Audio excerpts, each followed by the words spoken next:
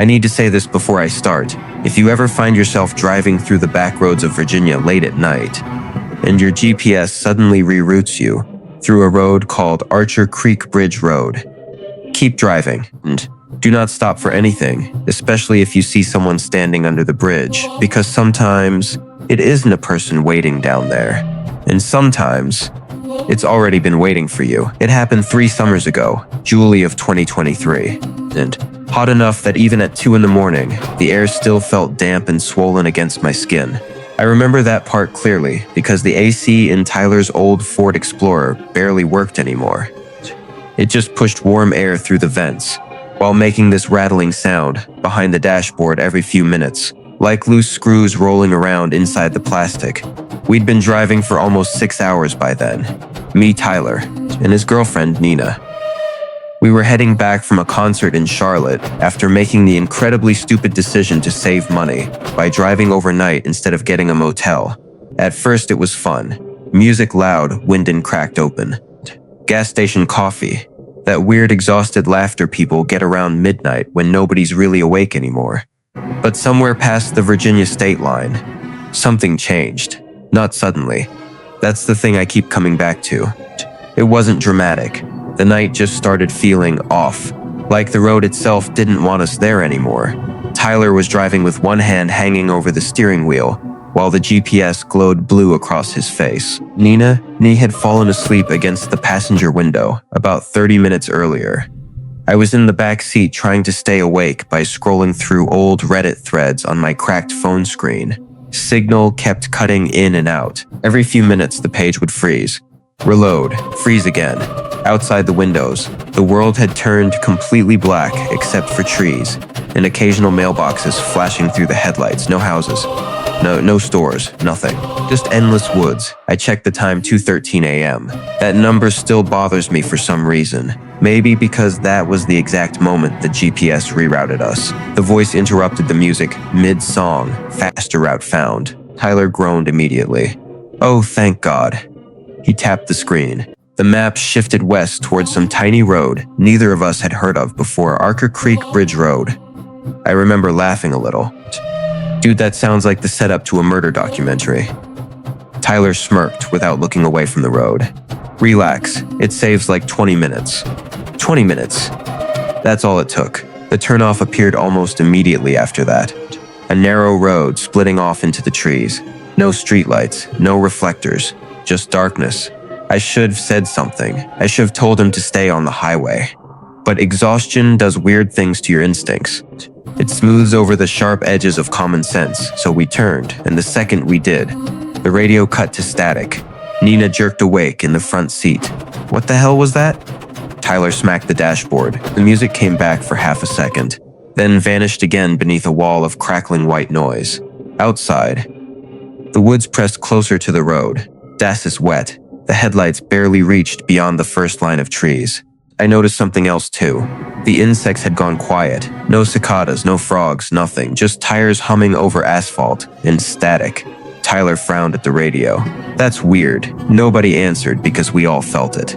That tiny shift in the atmosphere when a place suddenly stops feeling normal. Like walking into a room right after an argument ended. You don't know what happened, but your body knows anyway. The road narrowed again after a few miles. The pavement became uneven beneath the tires, old cracked, like nobody maintained it anymore. That's when we passed the first abandoned car, an old pickup truck sitting half swallowed by weeds near the tree line, drider door hanging open. No plates, no lights, no movement. I remember watching it disappear behind us through the rear window, and for half a second, Apa thought I saw someone standing deeper in the trees behind it, just a shape, tall still, watching the road. I leaned forward between the seats. Did you guys see that? Tyler looked up. See what? I hesitated because now I wasn't sure. Maybe it had just been a tree trunk, or exhaustion, or shadows moving under the headlights. Nothing, I muttered. But I stopped looking at my phone after that. About 10 minutes later, we saw the gas station, if you can even call it that. It looked ancient. One pump. Dim yellow lights, a flickering open sign buzzing in the window. The place sat alone beside the road, like it had been forgotten 20 years earlier, and nobody bothered telling it. Tyler pulled in for gas. The tires crunched over loose gravel, and the moment the engine shut off, the silence hit me. Not normal silence, not country road silence. This felt different, heavy, like the entire forest around us was holding its breath. Tyler climbed out first. Hot air flooded into the car immediately. The smell outside was strange too. Wet dirt, old gasoline, and something metallic underneath it. Nina rubbed her eyes. "I hate this place." "Same," I said quietly. The fluorescent lights above the pump buzzed overhead. One of them flickered every few seconds. I remember staring into the woods beyond the station while Tyler pumped gas. The darkness out there didn't feel empty, it felt occupied. Then the store door opened. An old man stepped outside carrying a stained coffee cup. Late 60s maybe. Then pale deep lines in his face. He looked at us for a long moment without speaking. Not suspicious, not friendly either, just tired, like he'd seen something too many times. "You kids heading east?" he finally asked. Tyler nodded. "Yeah, GPS took us through here." The old man glanced toward the road behind us, then toward the woods, then back at Tyler. "You taking Archer Creek?" Something about the way he asked that made my stomach tighten. Tyler laughed awkwardly. Yeah, I think so." The man took another sip of coffee, didn't blink. Then he said something I still hear in my head sometimes when I'm driving alone at night. "Don't stop near the bridge." Silence. The fluorescent light buzzed overhead again. Tyler forced a laugh. "What bridge?" The old man looked past us, toward the darkness beyond the road. His expression didn't change.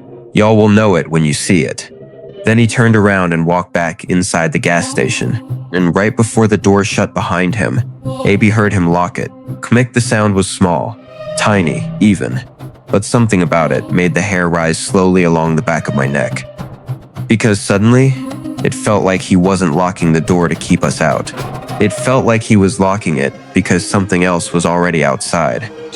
And somewhere far beyond the gas station, deep in the trees, something metallic scraped slowly against concrete, then stopped. Tyler finished pumping gas in complete silence. Nobody joked anymore after what the old man said. That was the strange part. Normally, one of us would have laughed it off, made some dumb horror movie reference. But the mood inside the Explorer had shifted into something heavier, and like the night itself had leaned a little too close to the windows. Tyler climbed back into the driver's seat and slammed the door shut. The sound echoed strangely across the empty station. He shoved the key into the ignition. The engine struggled for a second, then finally turned over. "See?" he muttered, forcing confidence into his voice. "Just creepy old dude stuff." Neither me nor Nina answered. The radio was still dead, just static. Tyler twisted the knob harder. Nothing changed. The old fluorescent lights above us flickered again. For one split second, the entire station dimmed, and in that brief pulse of darkness, Abby thought I saw movement near the tree line. Something pale, tall, standing perfectly still between the trunks. Then the light stabilized again. Nothing was there. I immediately looked away, I don't know why. Even now, that part bothers me most. It felt instinctive, like some ancient survival reflex, buried deep in my nervous system, suddenly whispered, "Don't stare too long." Tyler pulled the SUV back onto the road. Gravel cracked beneath the tires as the gas station disappeared behind us, and almost immediately, my phone lost signal completely. No bars, no GPS refresh, nothing. I checked the time again, 2:31 a.m. The road ahead curved deeper into the woods. The trees looked wrong now somehow, taller, much closer together. Their branches stretched overhead until they almost swallowed the sky entirely. The headlights tunneled through darkness without really reaching anything. Nina wrapped her arms around herself in the passenger seat. "Okay, "I officially hate this road." Tyler smirked weakly.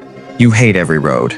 "No," she whispered. "I mean it." Silence again. The air inside the SUV felt hotter now, sticky, suffocating. I cracked my window slightly. Humid air drifted in, and underneath the smell of wet leaves and asphalt, there it was again, that metallic scent, faint but unmistakable, like rusted iron sitting in rainwater. I looked back toward the darkness behind us, through the rear windshield, nothing. Just black road disappearing into trees. Still, Abby couldn't shake the feeling we were being followed. Not by headlights, not by another car. Something else. Something quieter. Tyler suddenly leaned closer to the windshield. "You see that?"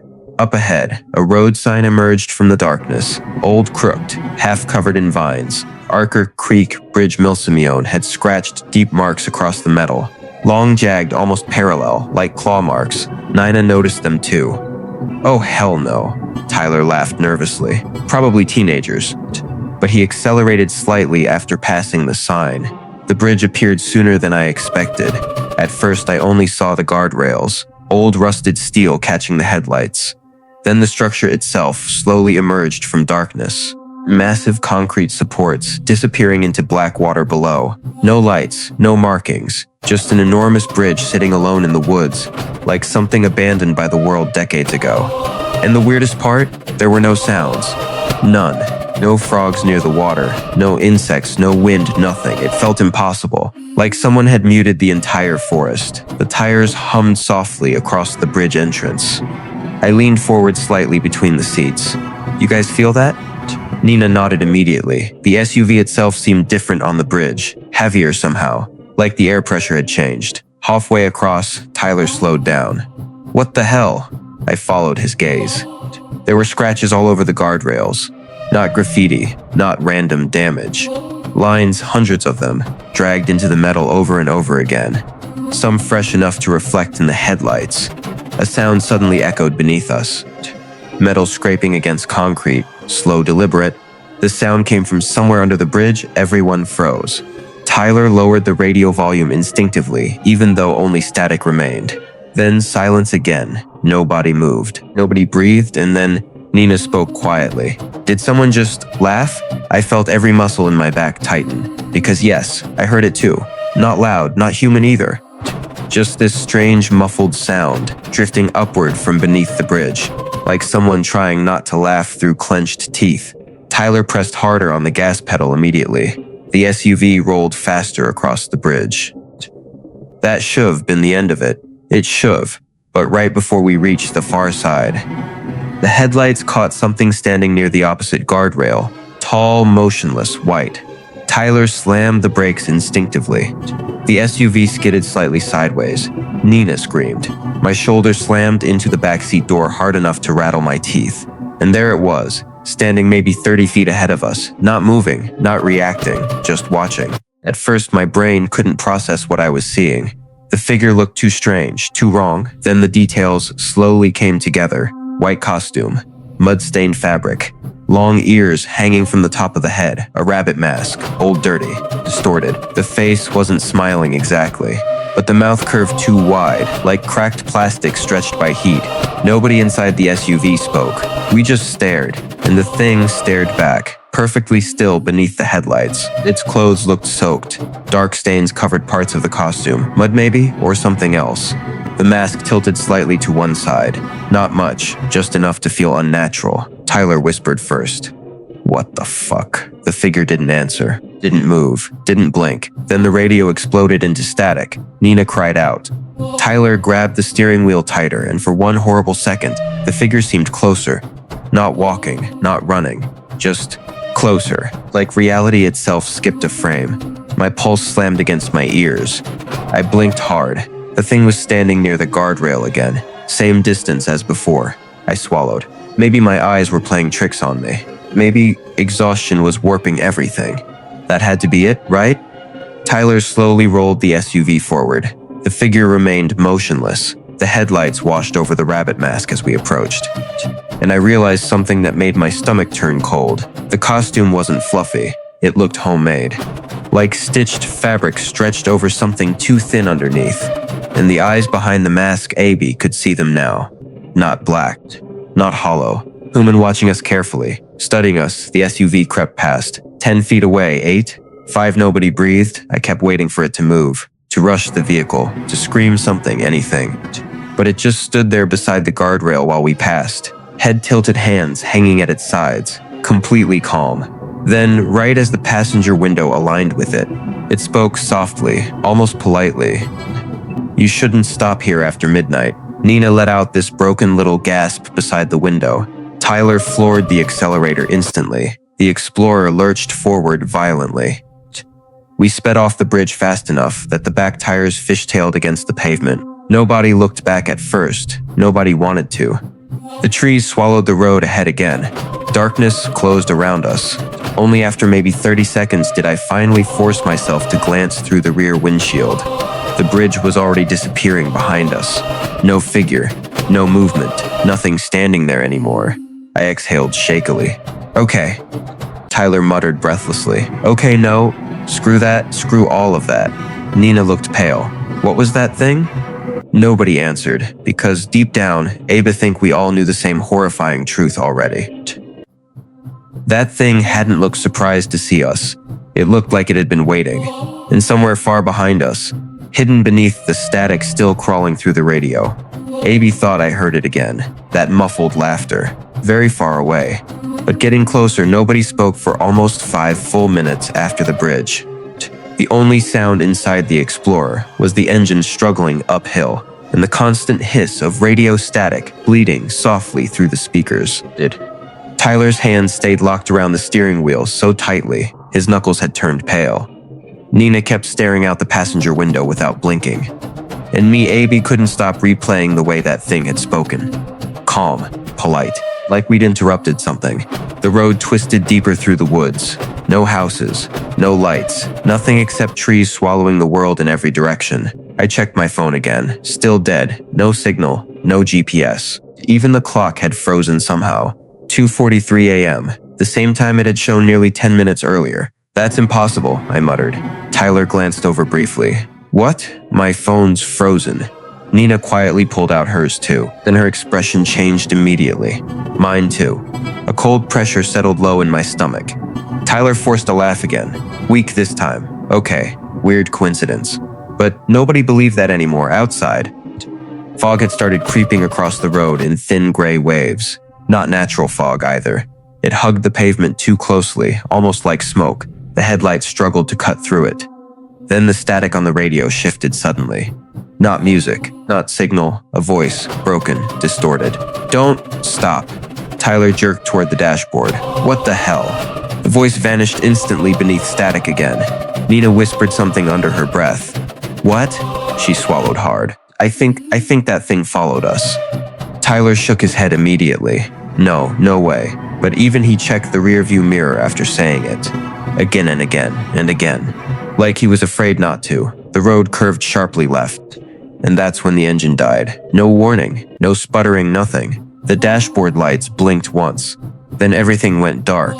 The SUV rolled silently forward through fog before slowing to a stop in the middle of the road.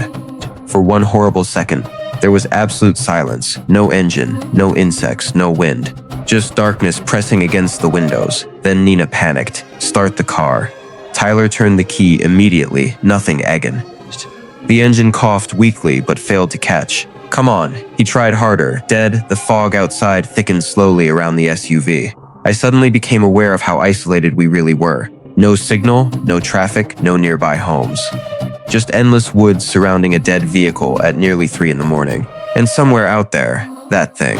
Tyler grabbed his phone flashlight. I'm checking the engine. No, Nina snapped immediately. Too fast, too emotional. Tyler looked at her. What else am I supposed to do? She didn't answer because there wasn't another option. Tyler opened the door. The humid air outside rolled in immediately. Warm, wet, rotten somehow. He stepped out onto the pavement and shut the door behind him. Thunk, the sound echoed farther than it should. I watched him through the windshield as he walked toward the hood. His flashlight beam shook slightly. Not enough to seem obvious, but enough. Then he popped the hood open. Blank. Steam drifted upward faintly. The flashlight moved around inside the engine compartment, while Nina hugged herself beside me.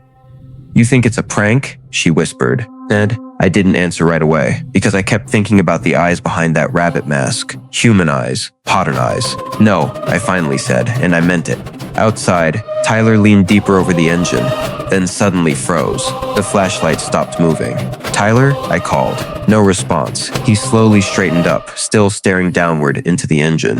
What? Very quietly, he said. There's mud all over the front grille. Nina frowned. So? Tyler turned slowly toward us. His face had gone pale again. We drove through dry pavement. A heavy silence filled the SUV. Then, Tap, something touched the back window. Soft, tiny. All three of us jerked violently. Nina screamed. I twisted around instantly toward the rear glass.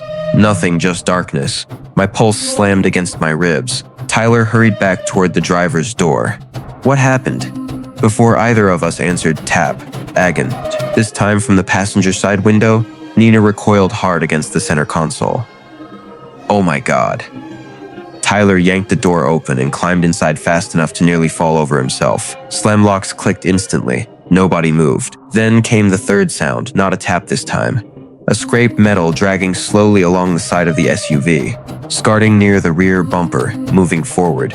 Deliberate, slow, every muscle in my body locked up. The sound continued beside my door now. Like someone pulling steel across the vehicle while walking. Nina covered her mouth to stop herself from crying out. Tyler whispered, "Don't look," but of course I did, because fear makes people stupid. I turned slowly toward the back passenger window beside me. At first I saw only darkness and my own reflection. Then, the rabbit mask emerged from the fog inches beyond the glass. I nearly screamed. It was standing right beside the SUV, so close I could see water dripping from the fabric, mud crusted around the stitched mouth. The eyes behind the mask looked calm, almost curious. The figure held something metallic in one hand, long, rust-colored, dragging against the SUV door. The sound stopped suddenly. The mask tilted slightly toward me, and then it tapped gently on the glass. Tink, not aggressive, not angry, polite, like asking permission to come inside. Nina began sobbing quietly. Tyler couldn't even breathe properly anymore. The rabbit figure leaned closer toward my window slowly. I could hear fabric shifting, wet heavy.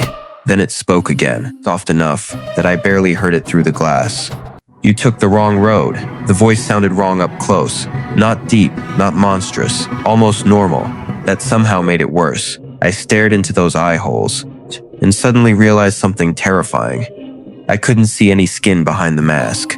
Only darkness, as if the inside of the costume was empty. The figure lifted one hand slowly, pointed toward the woods beside the road, towards something hidden beyond the trees. Then it whispered, "You're not supposed to stay here after the second knock." Second knock. My stomach dropped instantly, because we'd heard three. The rabbit mask tilted again slightly, almost sympathetically, then all at once. Headlights exploded through the fog behind us. Bright, blinding, a truck engine roared somewhere back on the road. The rabbit figure vanished immediately. Not ran, not jumped, gone, like. The darkness swallowed it whole between one blink and the next. Tyler whipped around in panic. A sheriff's truck emerged through the fog behind us slowly, red and blue lights flashing silently across the trees. Relief crashed through me so hard, my entire body almost collapsed. "Oh, thank God," Nina cried. The sheriff parked behind the Explorer, engine idling. For a moment, nobody got out. Then the driver door opened, and a tall deputy stepped into the road beneath the flashing lights. Wide hat, flashlight, heavy boots crunching softly against gravel. He approached our SUV slowly through the fog. Too slowly. Tyler rolled down his window halfway immediately. "Officer, there's somebody out here?" The deputy raised one hand calmly, not threatening, just quieting him. Then the flashlight beam drifted across our terrified faces one by one. Finally, the deputy spoke. "You folks stop on the bridge tonight?" Something inside me turned cold again, because he didn't ask. "What happened?" He didn't ask. "Are you okay?" Only that. "Did you stop on the bridge?" Tyler hesitated. "Yeah." The deputy stared at him silently. The red and blue lights pulsed across the fog once, twice. Then the deputy lowered his flashlight slightly. And very softly, almost tired, he said, "Then you need to leave, right now." From somewhere deep in the woods behind him came that muffled laughter again. Closer this time. Much closer. Nobody argued with the deputy. Not after hearing that laughter again. It drifted through the trees behind him softly. Wet. Wrong, like somebody trying to imitate human joy without understanding how it worked. The deputy turned toward the sound briefly, not alarmed, just exhausted.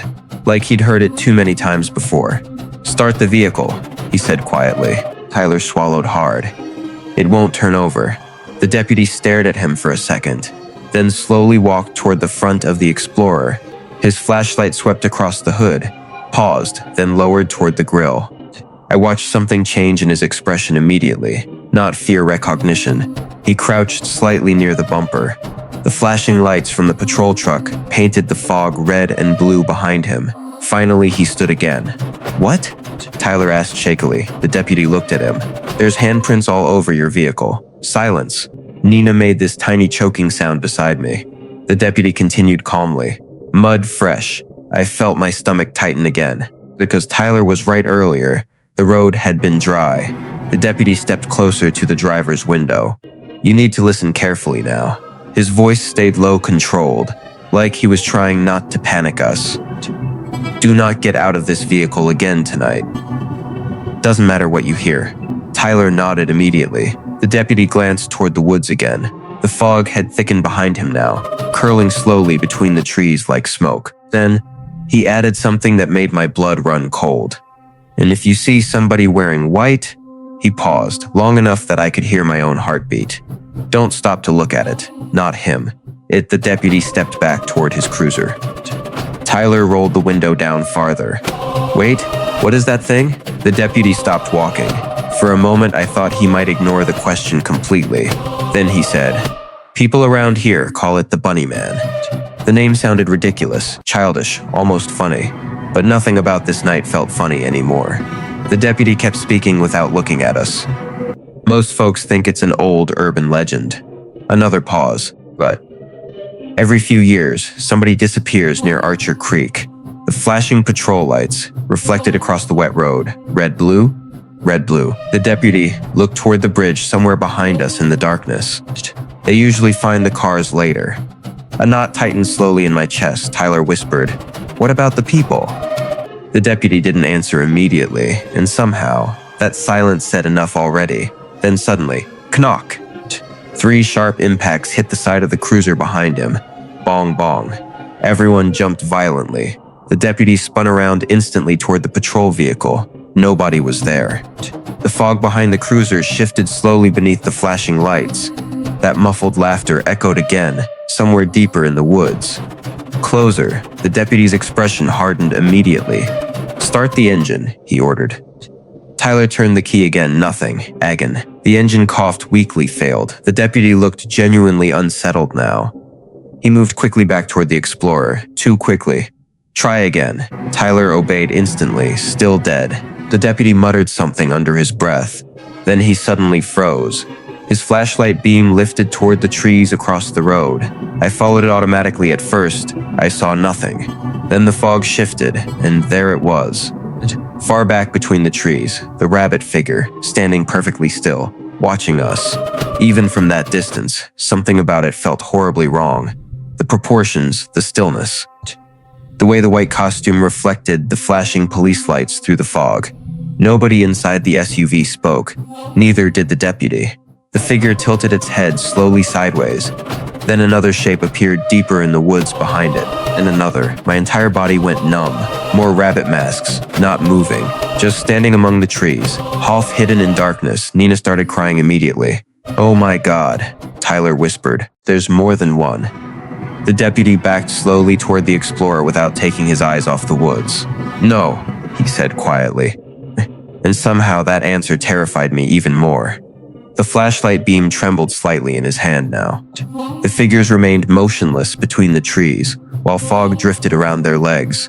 Then the deputy suddenly shouted, "Look away!"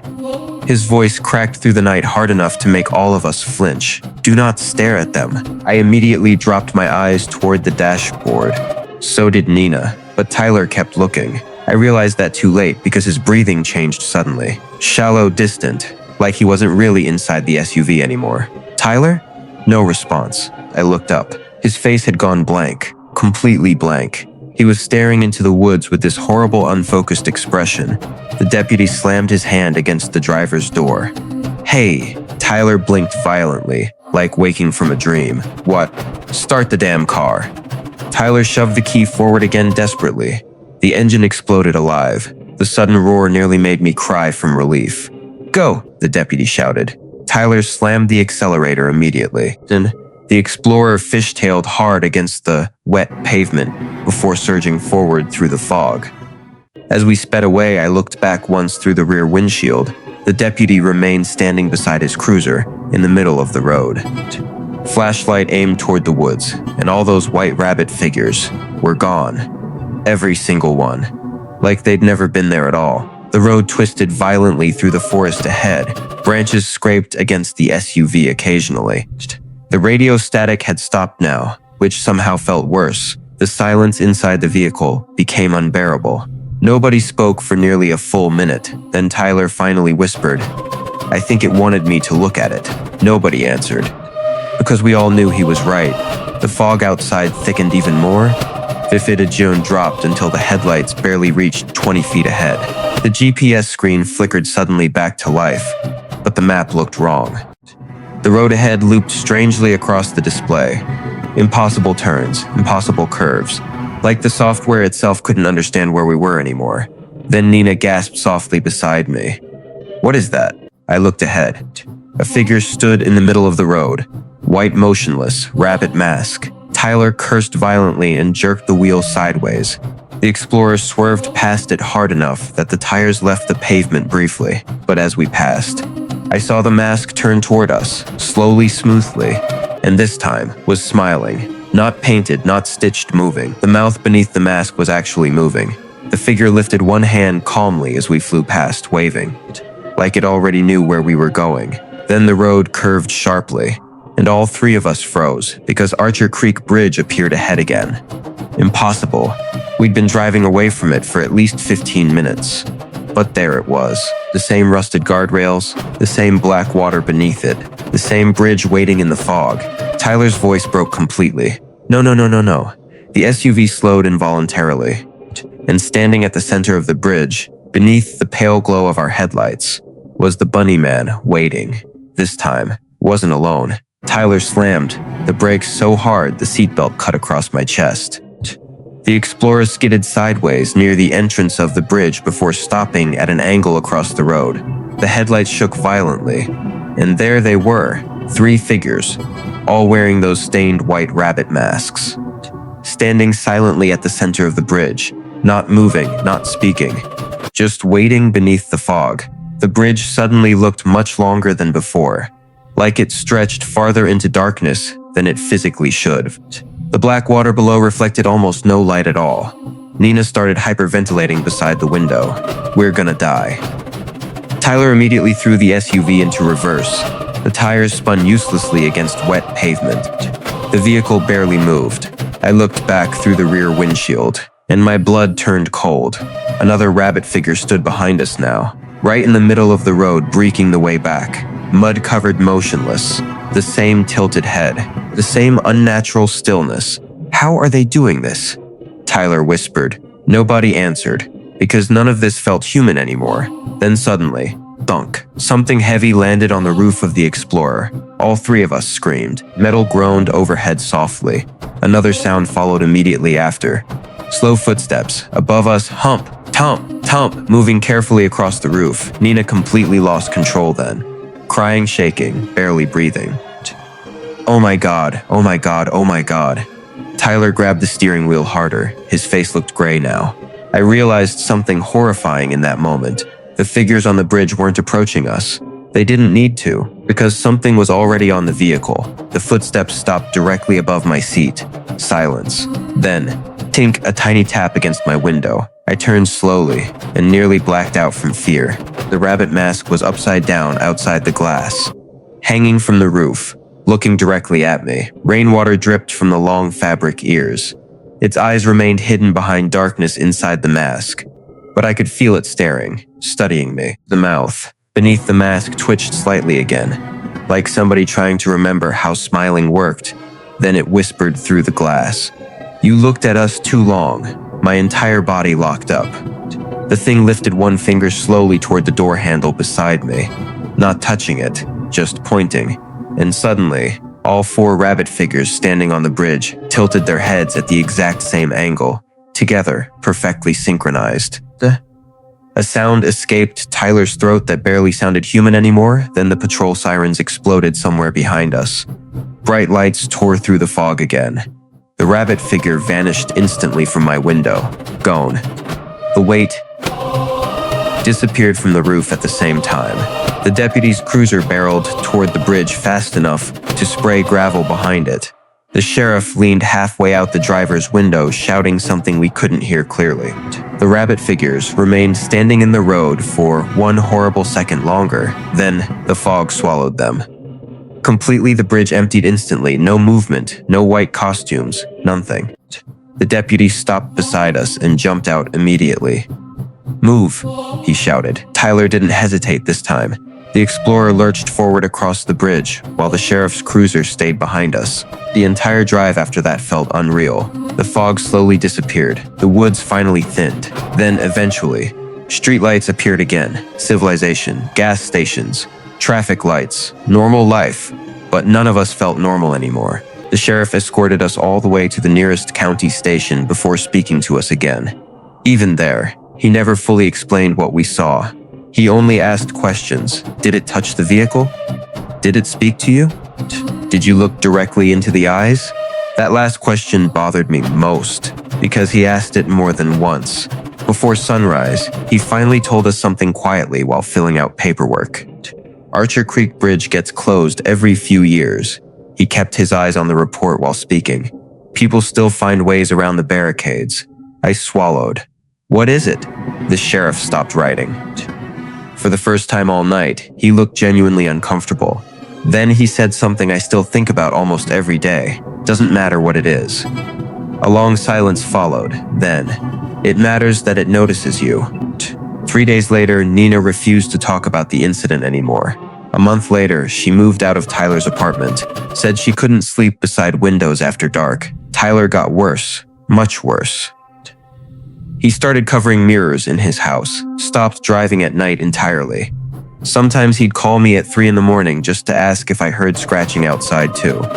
We stopped talking after about a year. Last I heard, he moved somewhere in Arizona, desert, no bridges, no forests. As for me, I tried convincing myself it was stress, exhaustion, mass hallucination, anything. But then the nightmares started, always the same dream. I'm back on Archer Creek Bridge, fog everywhere, the Explorer won't start. And standing beyond the headlights, there's that rabbit mask waiting perfectly still. Like it already knows I'll come back eventually. The worst part is, sometimes in the dream, Sit isn't alone anymore. Sometimes there are dozens of them standing beneath the bridge, watching. And every time I wake up, Abby can still hear that sound. Metal scraping slowly against concrete. A few months ago, I made the mistake of searching online for Archer Creek Bridge. Most of the articles were fake, urban legend stuff, teenagers daring each other to visit, creepy forum stories. But buried deep in one old local thread, Abby found a comment from somebody claiming they worked county dispatch years ago. The post only had one sentence, one, and I swear to God, Abby haven't driven across a bridge at night since reading it. It said, "The people who stop on Archer Creek usually report seeing one rabbit figure first. Usually. Stay safe out there, and if you ever find yourself driving through Virginia after midnight, keep your eyes on the road. No matter what you think you see standing near the guardrails, because sometimes thing waiting under the bridge is waiting for you to notice it first. And once it knows you've seen it, it never really leaves."